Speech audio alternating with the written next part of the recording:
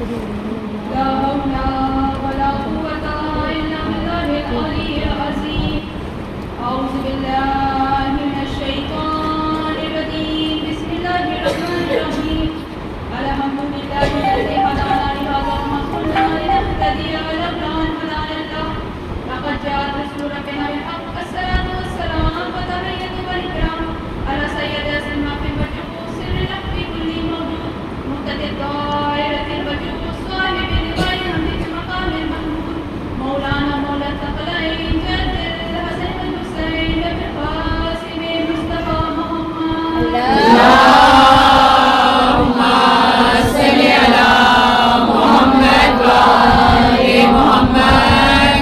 آل بيت الطيبين الطاهرين المعصومين المظلومين. أما بعد فقد قال الله تبارك وتعالى في كتابه المبين وفرقان الحميد. بسم الله الرحمن الرحيم.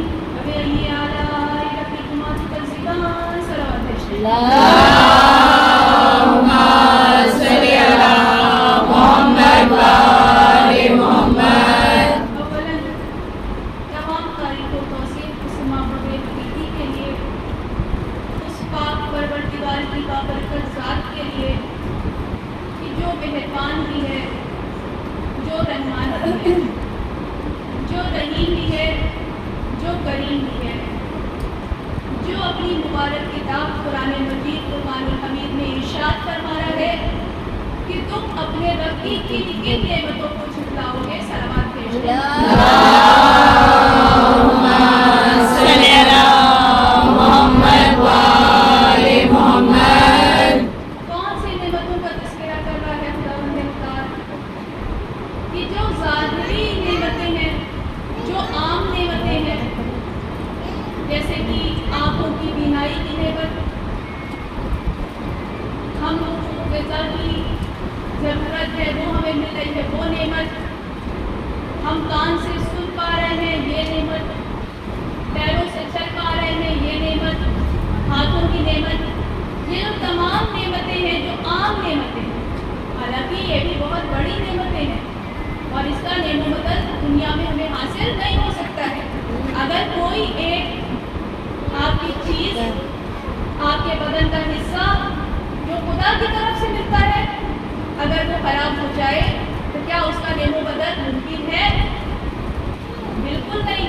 اگر آنکھ چلی جائے، آنکھ دوسری آپ کو ویسے نہیں مل سکتی جیسے خدا دے سکتا ہے. ہاتھ یقیناً آپ کو آرٹیفیشیل ہینڈ مل جائیں گے، آپ کی سرجری ہو سکتی ہے، لیکن ویسے ہاتھ نہیں مل سکتے جیسے خدا ہمیں دے سکتا ہے. تو یہ نعمتوں کا بھی کوئی نعم و بدل نہیں ہے. اور اس کے بعد وہ نعمتیں کہ جو بہت ہی باکمال نعمتیں ہیں، جیسے کہ نعمت فرش عزائے حسین، جیسے کہ نعمت محمد وآل محمد، جیسے کہ نعمت انبیاء، کہ یہ جو نعمتیں ہیں خدا بند متعال نے ہمیں ان نعمتوں سے نوازا نہ ہوتا تو ہماری دنیا بھی آسانی سے نہیں گزر سکتی تھی اور ہم لوگ آخرت میں بھی رسوا و برباد ہو جاتے. صلوات بھیجتے ہیں. اللهم صل على محمد وآل محمد. ہم لوگ بہت ذلیل انسان ہیں، بہت رسوا انسان ہیں، نہ جانے کتنے گناہ ہیں جو ہم جان بوجھ کر دیتے ہیں، اور کچھ گناہ ایسے ہیں کہ جو ہم لوگ، حالانکہ ہمیں گناہ سے بچنا چاہیے، لیکن کچھ گناہ ایسے بھی ہو جاتے ہیں کہ جو ہم لوگ بے دھیانی میں کر دیتے ہیں، ہم اپنی کم علمی کی وجہ سے کرتے ہیں. تو یہ گناہ ہم انسانوں سے نہ جانے کتنے ہوتے ہیں. انسان گناہوں کا پتلا ہے، غلطیوں کا پتلا ہے. نہ جانے کتنے گناہ ہیں جو ہم سے روز ہوتے رہتے ہیں، روزانہ نہ جانے کتنے گناہ ہیں جو ہو رہے ہیں، اور ان گناہوں کے ہم استغفار بھی نہیں کر پاتے ہیں، ان کی توبہ بھی ہم لوگ نہیں کر پاتے ہیں. کہ خدا توبہ کے در کھلے ہوئے ہیں تو اے میرے پاک پروردگار ہم توبہ کر رہے ہیں، ہم ان گناہوں کی توبہ کر رہے ہیں، اے میرے پاک پروردگار ان گناہوں کو تو معاف کر دے. حالانکہ ہم لوگ اپنے آپ میں اتنے مصروف ہو گئے ہیں کہ ہم لوگ اس طرف دھیان ہی نہیں دیتے کہ ہم سے یہ گناہ ہوا بھی ہے. لیکن خدا نے کچھ نعمتیں ہمیں عطا کی ہیں، جو نعمتیں بہت ہی باکمال نعمتیں ہیں. انہوں نے ہمیشہ ہماری مشکل کشائی کی ہے، انہوں نے ہمیشہ ہمیں ہدایت دی ہے. تو انہی کی ہدایتوں میں سے ایک نعمت یہ بھی ہے کہ ہمارے رسول خدا قدمی مرتبہ احمد مجتبیٰ محمد مصطفیٰ صلی اللہ علیہ وسلم صلی اللہ محمد وآل محمد یا علی یا علی یا علی اللہم صلی اللہ محمد وآل محمد. ان کی حدیث ہے کہ ہم لوگ گناہوں سے توبہ نہیں کر سکتے ہیں اور اتنے گناہ ہو رہے ہیں ہم لوگ کو ان کی طرف دھیان بھی نہیں ہے.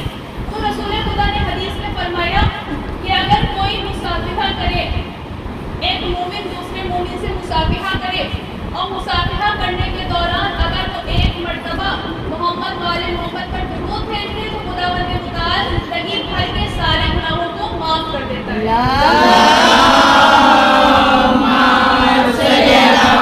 محمد وآل محمد. لیکن یہ آج کل لوگوں کو یہ بات سمجھ میں نہیں آتی ہے، یہ بات دھیان میں آ جاتی ہے، ذہن میں آ جاتی ہے. لوگ عقل سے اسے دیکھنے لگتے ہیں، اسے پرکھنے لگتے ہیں کہ کیسے یہ ممکن ہے کہ دنیا بھر کے زندگی بھر کے تمام گناہ اور خداوند متعال ایک بار مصافحہ کیا، ایک بار درود بھیجی اور خدا نے سارے گناہوں کو معاف کر دیا. تو ان حدیثوں کے ساتھ انہوں نے ہماری نعمتوں کے ذریعے سے، ہمیں ہدایت کے ذریعے سے ہمارے مسئلوں کو آسان فرما دیا ہے. لیکن ہمیں ان پر عقیدہ بھی رکھنے کی ضرورت ہے کہ ہمیں ان پر عقل کے گھوڑوں کو دوڑانے کی ضرورت نہیں ہے کہ اگر صادق نے کہہ دیا ہے تو وہ بات سچی ہے اور اللہ اپنے وعدے کو پورا کرنے والا ہے. اور دوسری کیونکہ فرش عزائے حسین پر ہم لوگ موجود ہیں، عزائے حسین کا دور چل رہا ہے، تو ایک اور حدیث ملتی ہے کہ اگر امام حسین پر غم کے دوران اگر امام حسین کے اوپر ایک آنسو آ جائے، ایک مکھی کے پر کے برابر بھی اگر آنسو آ جائے گا تو خداوند متعال اس کے پوری زندگی کے گناہوں کو معاف کر دیا کرتا ہے. صلوات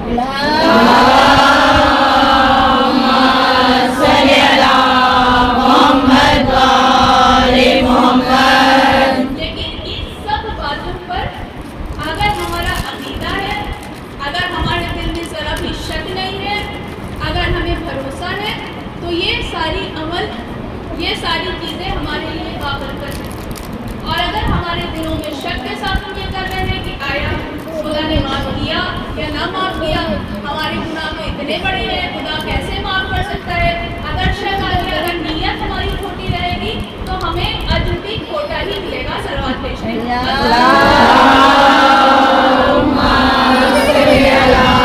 محمد وآل محمد. بڑا دار و مدار ہے، جتنے بھی ہم عمل کر رہے ہیں سب کا دار و مدار نیت پر.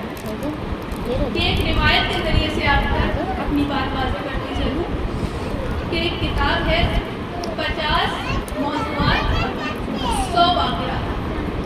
اس کتاب میں یہ واقعہ ملتا ہے کہ ایک مرتبہ عاشق رسول، ایک عاشق رسول ہے اور وہ ایک صحابہ کے پاس گیا، صحابہ رسول کے پاس. اور صحابہ رسول کے پاس جانے کے بعد انہوں نے ان کے منہ سے یہ بات سنی کہ میں نے رسول خدا سے یہ حدیث سنی ہے کہ رسول خدا ارشاد فرما رہے تھے کہ کسی نے اگر ایک گھڑی یعنی کہ 1 گھنٹہ اگر کسی نے غور و فکر کیا خدا کی نعمتوں پر تو خداوند متعال اس کے 1 سال کے گناہوں کو معاف کر دیتا ہے. اب ان کے غصہ آیا کہ ایسے کیسے ہو سکتا ہے کہ 1 گھڑی کے لیے خدا کی نعمت پر غور کیا اور خداوند متعال اس کے 1 سال کے تمام گناہوں کو معاف کر دے، ایسا کیسے ممکن؟ اٹھ کر دوسرے صحابہ رسول کے پاس گئے اور دوسرے صحابہ رسول کے پاس جانے کے بعد دوسرے صحابہ نے ان سے فرمایا کہ میں نے رسول خدا کی حدیث سنی ہے کہ جو شخص 1 گھڑی یعنی کہ 1 گھنٹے کے لیے خدا کی نعمتوں پر غور و فکر کرے گا تو خداوند متعال اس کے 7 سال کے گناہوں کو معاف کر دیتا ہے. پھر اس کے بعد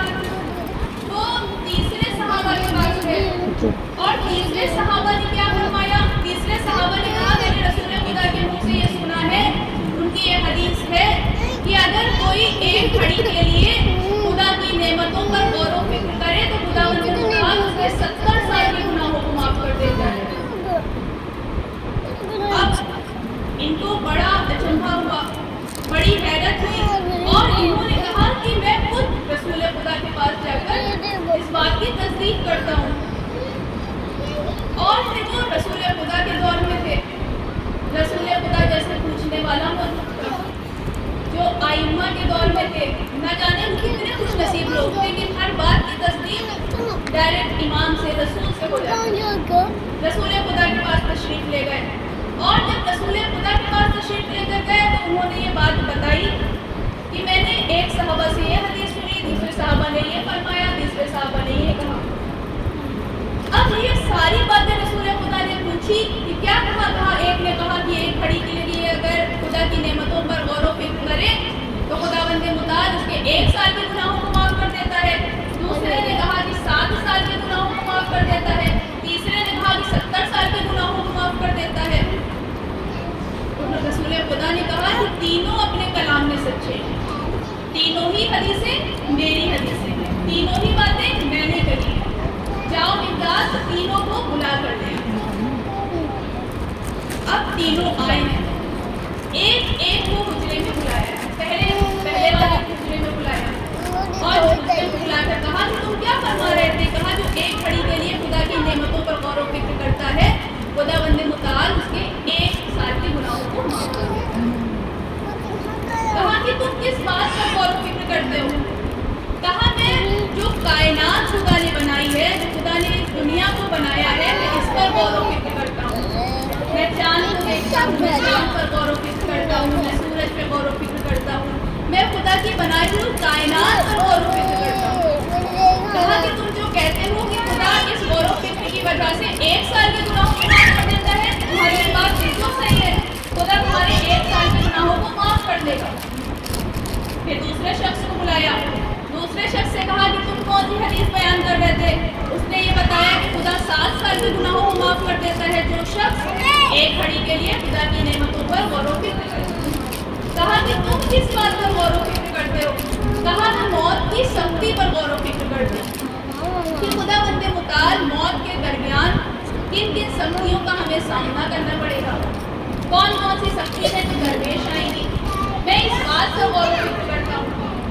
तो रसूल खुदा ने इरशाद फरमाया कि बेशक इस गौर व फिक्र की वजह से खुदावंद मुताल तुम्हारे 7 साल के गुनाहों को माफ कर देगा।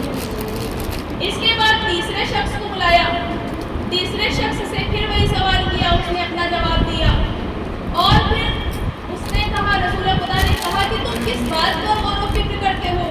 कहा कि मैं दोज़ख की सख्तियों पर गौर व फिक्र करता हूँ कि खुदावंद मुताल हमें किस गुनाह की कौन सी सज़ा देगा, किस गुनाह की कौन सी सज़ा देगा, हमें दोज़ख में किन चीज़ों का सामना करना पड़ेगा।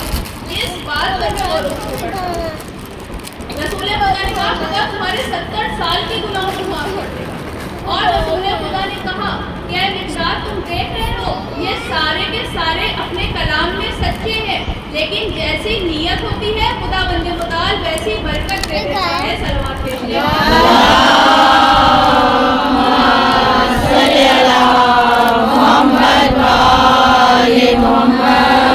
नीयत होनी चाहिए कि अगर कोई बयान है रसूल का तो हम उस पर अकीदा करें कि अगर रसूल खुदा ने कहा है कि इमाम हुसैन पर एक आंसू मक्खी के पर के बराबर आ जाए तो गुनाह सारी ज़िंदगी के माफ़ हो जाएंगे, तो फिर हमें ये अकीदा बनाना चाहिए कि खुदा माफ़ कर देगा क्योंकि वो सादिक का कलाम है। और ये सब नेमतें हैं। यकीनन हम लोग अपने इतने सारे गुनाह होते हैं कि हम लोग तौबा नहीं कर सकते, इस्तग़फ़ार नहीं कर सकते, हम सब जहन्नम में चले जाते हैं अगर इस दर में हमें हिदायत नहीं होती, इस दर में हमारी मुश्किल कुशाई नहीं होती। और इन सब बातों के बाद इंसान खुदावंद मुताल ने इंसानों पर एहसान करने का बहुत ही अजीम रखा हुआ है कि हमारे दूसरे इमाम हसन मुश्तबा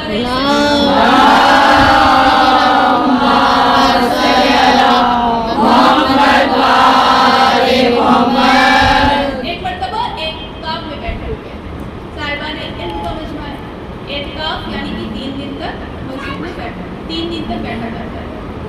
तो 3 दिन तक बैठना था इमाम हसन को, और एक शख्स उन तक आया और वो शख्स आकर कहने लगा कि ऐ मेरे इमाम, मेरे ऊपर कर्जा है, और उसने कुछ अमाउंट बताया कि इतना कर्जा है। तो इमाम ने कहा खुदा की कसम मेरे पास इतने पैसे मौजूद नहीं है।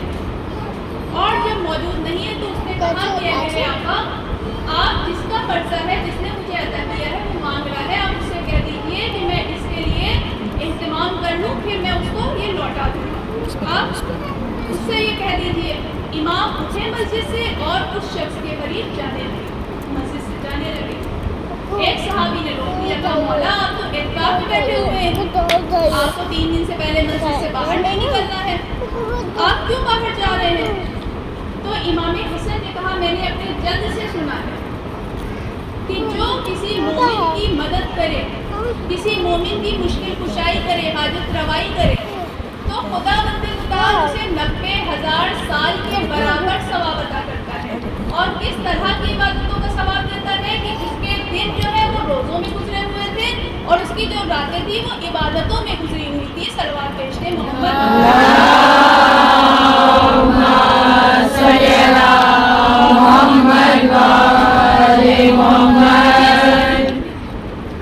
ये सब नेमतें हैं कि हम एक इंसान पर कोई उसकी हाजत रवाई कर रहे हैं, कोई उसकी मुश्किल कुशाई कर रहे हैं, उसकी बातों को हम लोग उसका सहारा बन रहे हैं, तो खुदा को ये बहुत अजीज है। और अगर हम इस दर को देखें, इस तरह अहले बैत पर आए, इस तरह मोहम्मद वाले मोहम्मद पर आए, तो हमें यहाँ का हर एक छोटे से बड़ा हर एक की हाजत रवाई करता हुआ नजर आता है। आप किसी भी इमाम का दौर देखें, रातों के अंधेरे में मदद हो, छुप छुप कर मदद हो रही है, किसी को मालूम नहीं पड़ रहा है और मदद हो रही है।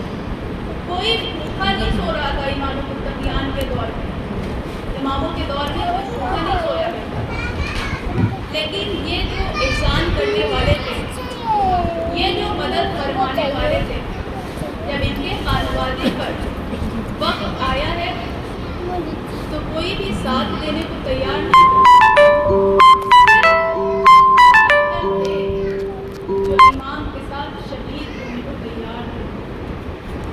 सिर्फ 72 का मजमा था, इतनी ज़्यादा मदद करने वाला इमाम, इतनों का सहारा बनने वाला इमाम, जो मक्तल में अकेला था, तो सिर्फ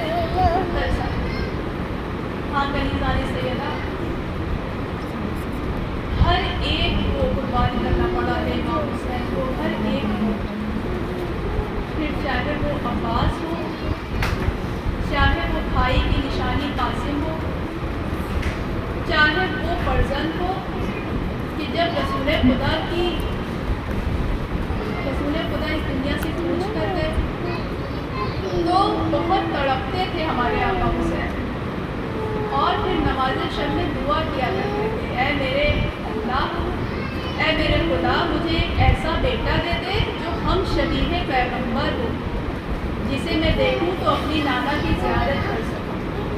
बहुत अजीज़ थे इमाम हुसैन को जनाब अली, लेकिन कलीज़ाने सैयदा जैसे ही रोज़े आशूरा नमदार हुई है, मौला अली अकबर ने अज़ान दी है और रोज़े आशूरा शुरू हो गई, और सुबह ही सुबह मौला अली अकबर आका हुसैन के पास आए हैं और कहते हैं बाबा रन की इजाज़त दे दीजिए। लेकिन इमाम हुसैन ने कहा कि अंसार तुमसे ज़्यादा भूखे और प्यासे हैं अली अकबर, मैं तुम्हें इजाज़त नहीं दूँगा। मौला अली अकबर वापस चले गए, लेकिन जब एक के बाद एक लाशें आने लगी, कभी कासिम की लाश आ रही है, कभी औलो मोहम्मद की लाश आ रही है, और यहाँ तक कि चचा अब्बास की भी लाश को अकबर लेकर आ गए हैं। एक मर्तबा अकबर से रहा नहीं गया, दस्ते अदब को जोड़ा, बाबा जान अब तो मुझे रन की इजाज़त दे दीजिए। अब मुझे कब आप इजाज़त देंगे? एक मर्तबा हुसैन ने कहा है कि जाओ फूफी ज़ैनब से इजाज़त लेकर आओ, जाओ अपनी माँ से जाकर इजाज़त इजाजत लेकर आओ। अकबर मैं तुम्हें इजाजत नहीं दे सकता, तुम्हें उन्होंने पाला है, जाकर उनसे इजाजत ले लो। एक मर्तबा हुजरे में आए और हुजरे में आने के बाद उम्मे लैला के पास गए कि बाबा इजाजत नहीं देते हैं, कहते हैं अम्मा से इजाजत लेकर आओ। एक मर्तबा उम्मे लैला कहती है, ना जाने वो कैसी अदब वाली माएँ थी कि फातिमा ज़हरा की बेटी का अदब इतना था कि कहा तुम्हें मैंने नहीं पाला है, तुम्हें तुम्हारी फूफी ज़ैनब ने पाला है, जाके अपनी फूफी से इजाजत लेकर आओ। एक मर्तबा शहजादी ज़ैनब के पास अली अकबर आए, सर को झुकाया, दस्ते अदब जोड़ा और कहने लगे फूफी अम्मा इजाजत लेने आया हूँ, गर्मी इजाजत दे दीजिए। हाँ गली सारी सैयदा, एक मर्तबा ज़ैनब ने कहा तुम्हें 18 साल इसीलिए पाला था कि तुम्हें पढ़ने की इजाजत दे दूं। एक मर्तबा ये सुना था, फिर कहती है कि तुम्हारी माँ कैसे जिएगी, किसके सहारे जिएगी अली अकबर, तुमने ये नहीं सोचा। एक मर्तबा जनाबे अली अकबर ने कहा कि ऐ मेरी फूफी अम्मा आपके नजदीक किसका मर्तबा ज्यादा है, मेरी अम्मा का मर्तबा ज्यादा है कि आप दादी का मर्तबा ज्यादा है। कहा बेशक तुम्हारी दादी का मर्तबा ज्यादा है। कहा कि मेरी अम्मा मेरे गम में न रोए और मेरी दादी अपने बेटे के गम में रोए, क्या आप ये चाहती है? कहा बेटा तुमने मुझे मजबूर कर दिया, जाओ ज़ैनब ने इजाजत दे दी, जाओ बेटा खुदा हाफिज। हाँ गली सारे सैयदा, जनाबे अली अकबर चले हैं, किस हाल में चले हैं, किस तरह से चले हैं कि रामी लिखता है कभी खैमे का पर्दा उठता था, कभी गिरता था, कभी उठता था, कभी गिरता था, कभी फुफिया रोक लेती होगी, कभी बहनें रोक लेती होगी, कभी माएँ रोक लेती होगी। अली अकबर मत जाओ। हाँ गली सारे सैयदा, अली अकबर निकले हैं, न जाने बूढ़े बाप ने शहजादे अली अकबर को किस तरह से सवार किया होगा और किस तरह से रुखसत किया होगा। जनाबे अली अकबर चल रहे हैं, एक मर्तबा आहट महसूस हुई, लग रहा था कि पीछे कोई चला आ रहा है। एक मर्तबा पीछे पलट कर देखा एक बूढ़ा पागल जो उनको हंसी के लिए आ रहा है। एक मर्तबा कहते हैं बाबा आपने तो मुझे इजाजत दिया था, आपने तो मुझे इजाजत दे दी थी, अब आप क्यों चले आ रहे हैं? इमाम हुसैन ने कहा बेटा मैं नहीं आ रहा हूँ, तुम्हारी मोहब्बत नीचे ला रही है। जनाबे अली अकबर गुजरे हैं, बाप से मिले हैं और भी कहा बाबा आप चले जाइए। एक मर्तबा अली अकबर चले हैं और एक माँ है जिसकी चाहत है कि जंग कैसी कर रहे हैं अकबर। एक मर्तबा फिजा से कहा तुम इमाम के चेहरे को देखती जाओ और मुझे बताती रहो कि क्या माजरा है। एक मर्तबा जनाबे फिजा देख रही है, इमाम हुसैन के चेहरे का रंग बदला। एक मर्तबा उम्मे लैला से फरमाया फिजा ने कि शहजादी इमाम के चेहरे का रंग बदला है। एक मर्तबा उम्मे लैला ने पूछा क्या से कहो कि माजरा क्या है? इमाम हुसैन ने कहा कि माओ की दुआएं ज्यादा कबूल होती है, ऐ लैला दुआ कर दो कि मेरे अकबर की खैर हो, बड़ा नामी पहलवान है, मेरा बच्चा दीन देखा भूखा प्यासा है। हाँ गली सारे सैयदा, माँ की दुआओं का असर था कि अली अकबर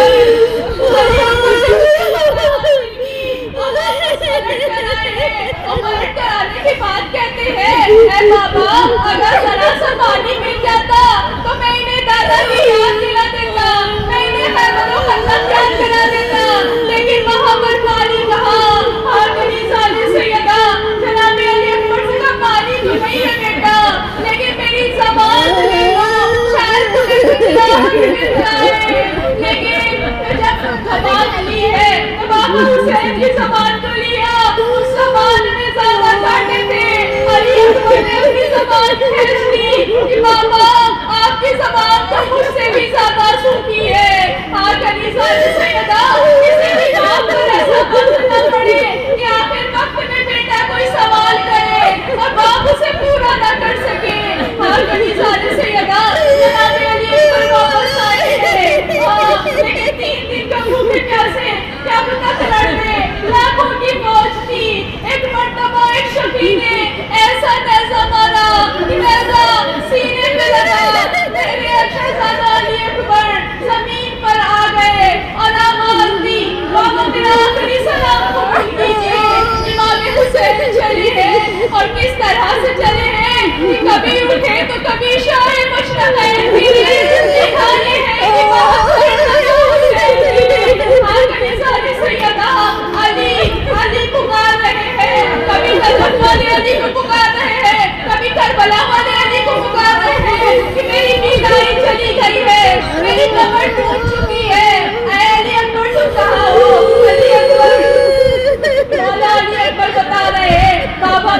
इधर हूँ, बाबा मैं इधर हूँ।